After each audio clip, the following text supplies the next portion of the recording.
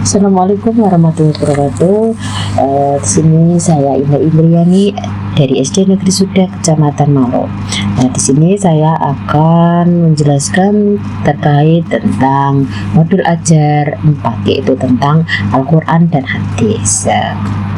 Di sini pembelajaran kelas 3 semester 1 tahun pelajaran 2024-2025 dalam satu kali pertemuan.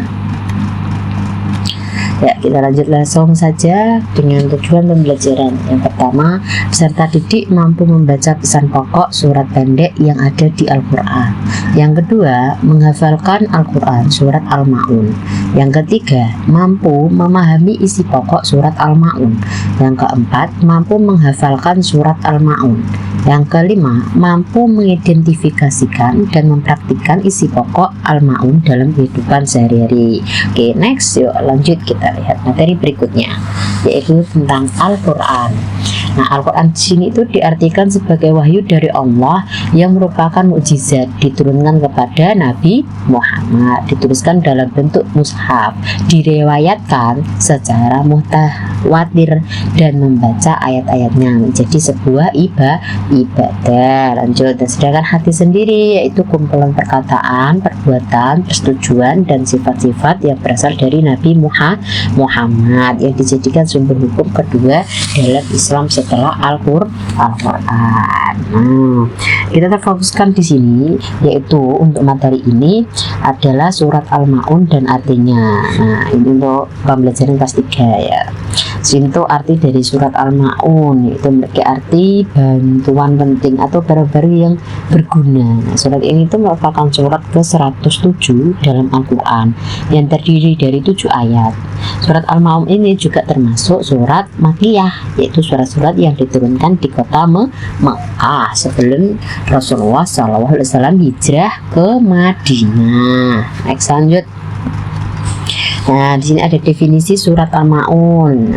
Surat Al-Ma'un ini menjelaskan ya tadi tentang peringatan kepada hak Allah dan hak manusia serta ancaman terhadap mereka yang menodai agama. Nah, contohnya di sini tuh menodai agama itu apa ya? Karena tidak percaya dengan agama, tidak mengamalkan yang diperintahkan oleh Allah, tidak taat kepada Allah, musyrik seperti itu ya. Ini beberapa hal yang dijelaskan dalam surat Al-Ma'un.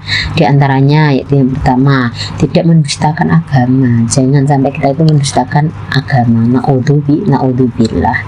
Yang kedua, tidak menghardik anak yatim. Yang ketiga, memberi makan anak yatim.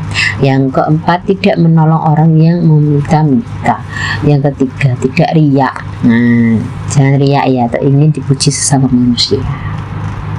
Tidak lalai dalam sholat. Nah, ini jangan melupakan kewajiban kita. Terus yang terakhir, tidak enggan menolong dengan barang-barang yang berguna. Kita harus saling tolong menolong. Next, lanjut. Isi pokok atau kandungan surat Al-Ma'un. Nah, di sini seperti tadi gak beda jauh juga yang sudah saya jelaskan, menjelaskan ancaman terhadap mereka yang tergolong menodai agama, yakni mereka yang menindas anak yatim, tidak menolong orang yang meminta-minta, riya atau ingin dipuji sesama manusia. Nah, ini loh, menindas anak yatim.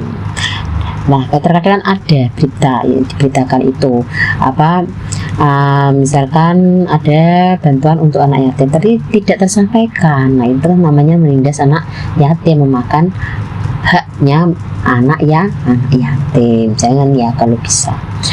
Terus ini kita lanjut teks, mengamalkan Al-Quran hadis. Nah, dengan membaca dan memahami kandungan Al-Quran, mempraktikkan sunnah Rasulullah dalam kehidupan sehari-hari. Setiap orang beriman harus taat kepada Allah dan Rasulnya. Next, lanjut. Mempraktikkan isi pokok surat Al-Ma'un dalam kehidupan sehari-hari. Nah, ini dia. Ini yang pertama, laksanakan sholat tepat waktu. Terus selanjutnya, menolong sesama dengan tanpa pamrih. Yang Selanjutnya lagi mengasihi anak yatim dan juga berbagi pada orang miskin. Terus saling berbagi, ya, mengasihi anak yatim itu pahalanya luar biasa.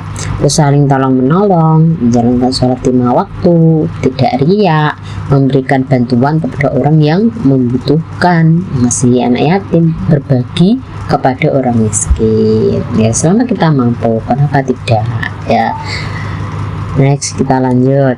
Di sini hikmah yang dapat diambil dari surat Al-Maun. Ini hikmahnya, nilai pembebasan atau liberasi terhadap keadaan yang membelenggu orang miskin. Nah, kita tuh dapat membantu orang miskin itu, rasanya itu luar biasa bagi diri kita sendiri, bagi orang yang merasakan, orang yang lemah atau duafa.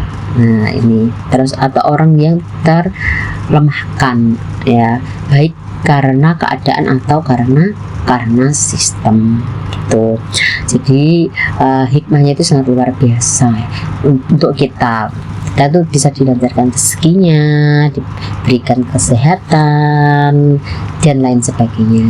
Oke, nah ini sudah cukup. Nah, mungkin itu yang dapat saya sampaikan dari modul ajar 4, yaitu tentang Al-Quran hadis, ya. Semoga bermanfaat. Wassalamualaikum warahmatullahi wabarakatuh.